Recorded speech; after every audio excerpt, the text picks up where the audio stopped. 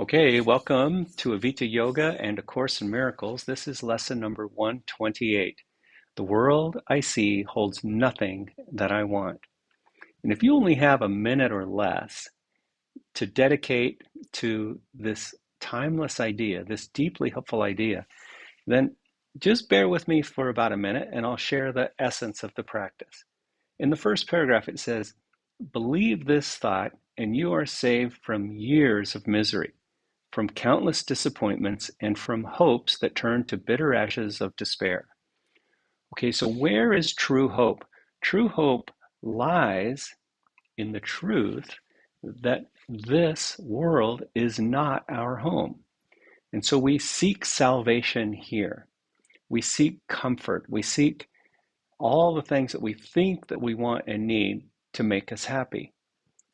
But if you look closely, no matter how much we accumulate, no matter how much wealth, no matter how successful we are in the world, they always turn to ashes, bitter ashes of despair. Nothing lasts here. And so we cling to what does not last.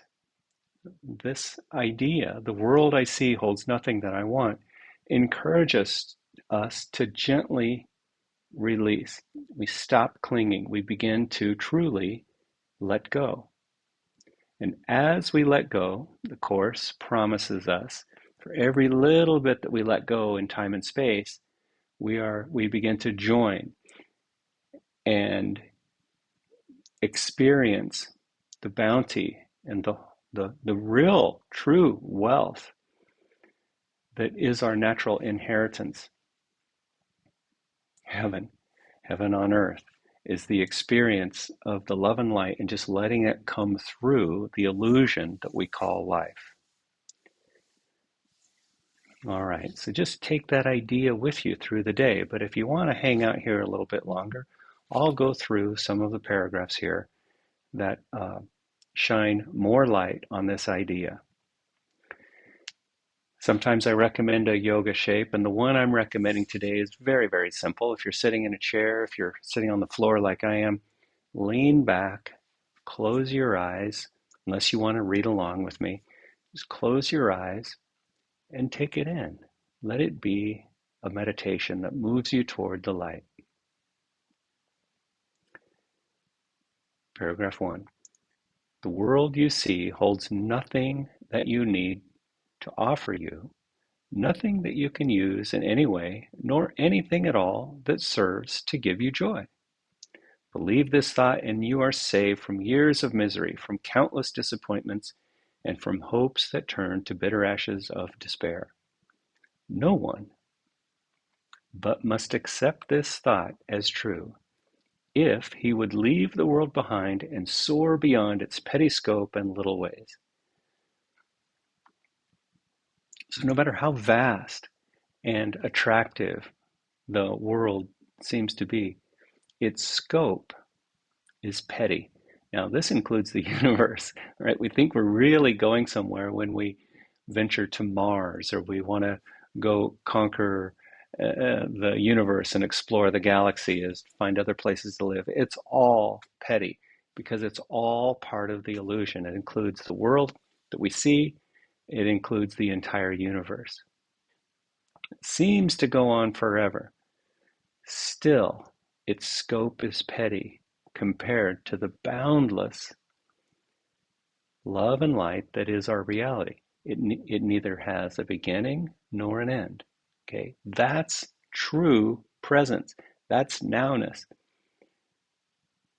That's why we practice. We practice to join with pure presence, our timeless reality. So if that's our goal, then it says here in paragraph 2, each thing you value here is but a chain that binds you to the world, and it will serve no other end but this. Each thing we value here is a chain that binds us to the world. You could say it binds us to hell. For everything must serve the purpose you have given it until you see a different purpose there. Okay, so here's where it is. Purpose is everything. The only purpose of your mind this world contains is that you pass it by, without delaying to perceive some hope where there is none.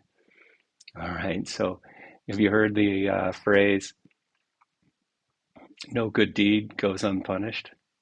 This is the essence of why that's true. We do a good deed expecting something in return. Even if we don't really expect something in return, the moment we label something as a good deed, and we get this little, give ourselves even a little pat on the back, it's still a worldly value. So the only way to have a good deed and not let it go unpunished is to perform the deed as a way to simultaneously dissolve the sense of self. Like we just got back, Lori and I got back from a medical mission trip to Nepal. And in no moment did we ever kid ourselves that this good deed was going to get us into heaven, that this good deed was going to, you know, benefit us in material ways. No, not at all. It is just an expression of joy.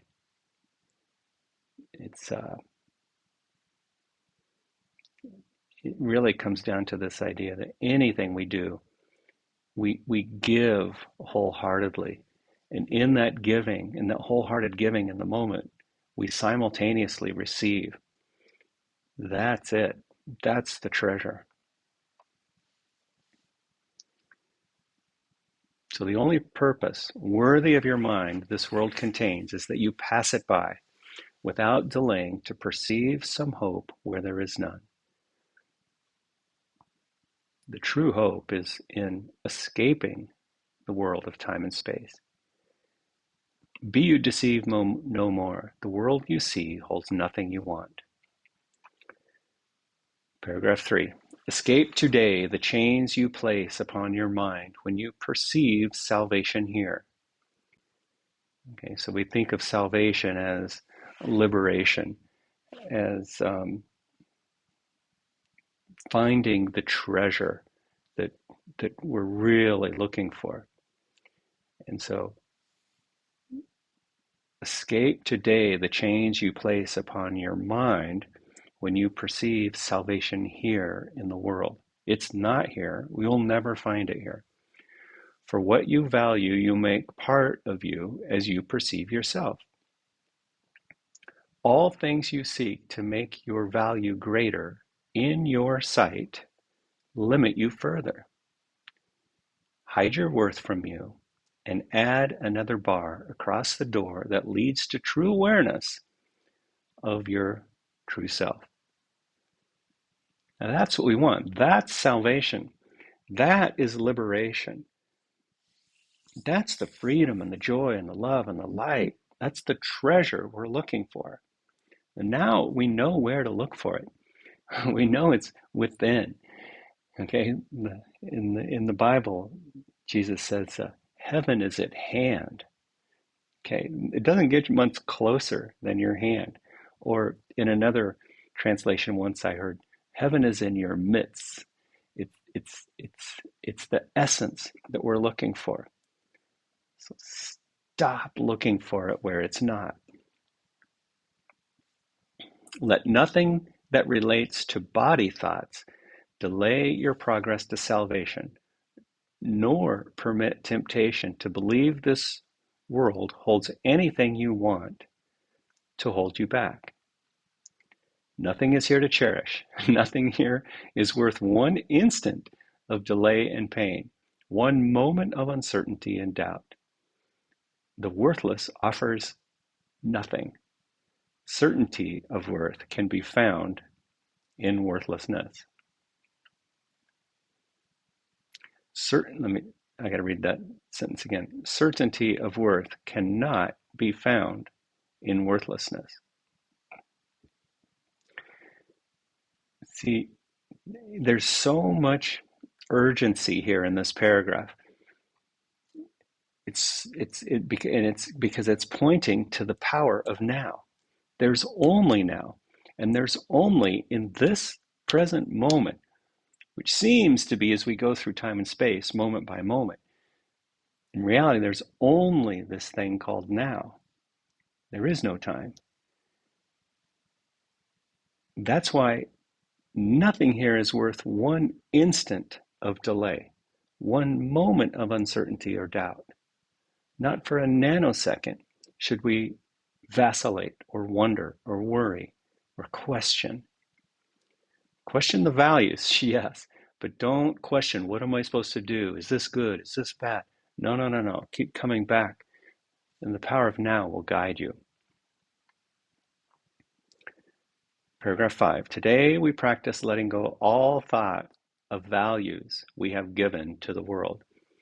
We leave it free of purposes we gave its aspects and its phases and its dreams. We hold it purposeless within our minds and loosen it from all we wish it were. Thus do we lift the chains that bar the door to freedom from the world and go beyond all little values and diminished goals.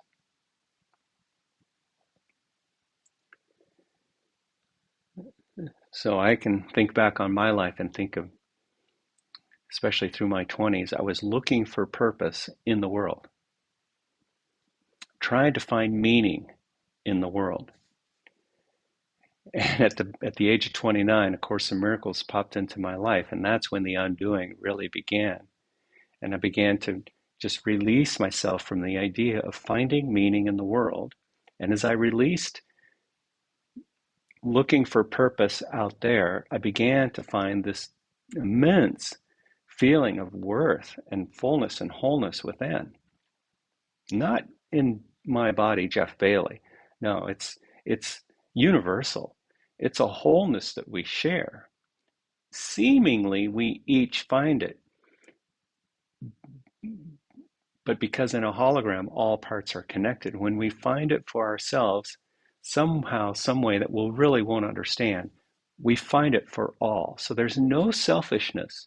There's zero selfishness in seeking your salvation.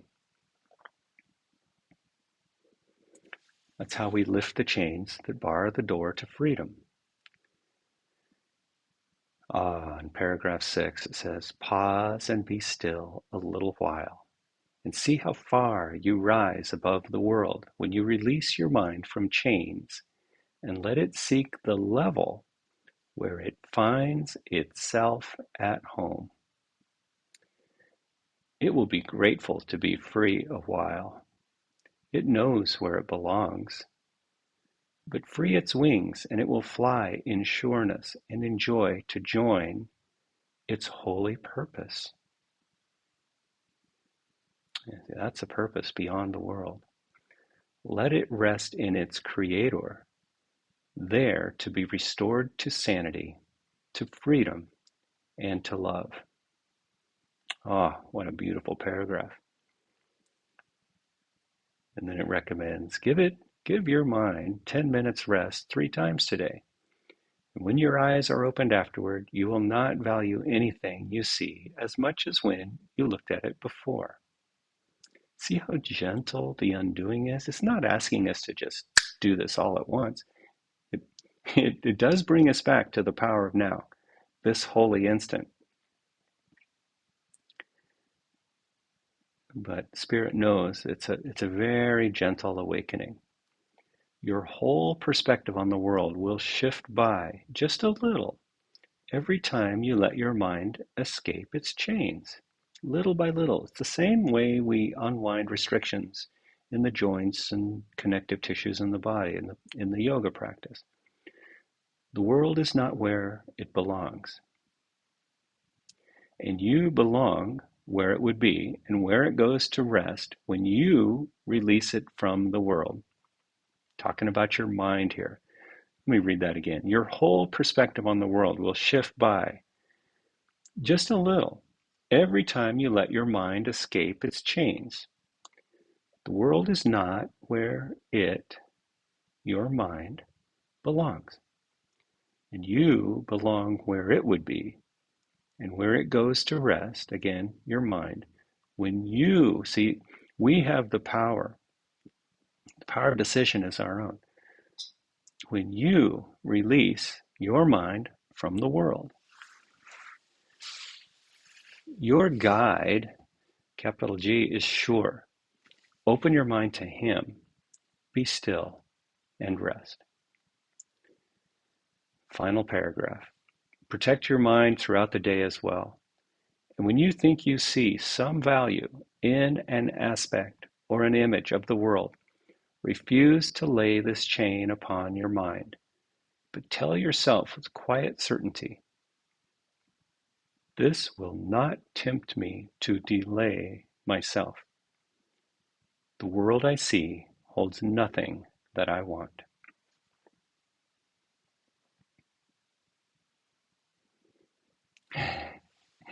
The image that just popped up for me is window shopping. We all love the window shop and we love to shop. And it's okay. We've got to, you know, while we walk through time and space, we need to have clothing, we need to have some shelter. Well, do we need it? No, but it's just part of the dream. We don't have to deny it. That's an unhealthy use of denial. So whenever we find ourselves window shopping, go ahead and buy the things that you think you need. That's fine. I do. But then play with this idea as you do so.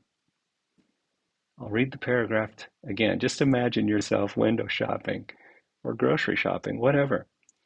Protect your mind throughout the day as well. And when you think you see some value in an aspect or an image of the world, refuse to lay this chain upon your mind. Okay, so go ahead, buy the thing. Go ahead, do the thing, but tell yourself with quiet certainty, this thing, this purchase, this whatever, this image I see will not tempt me to delay myself. The world I see holds nothing that I want. Mm.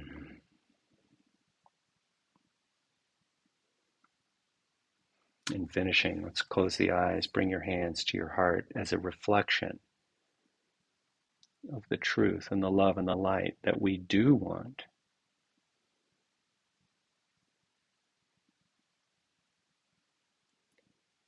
The truth and the love and light that is not of this world, but can be reflected here through our hearts and through our minds. Namaste.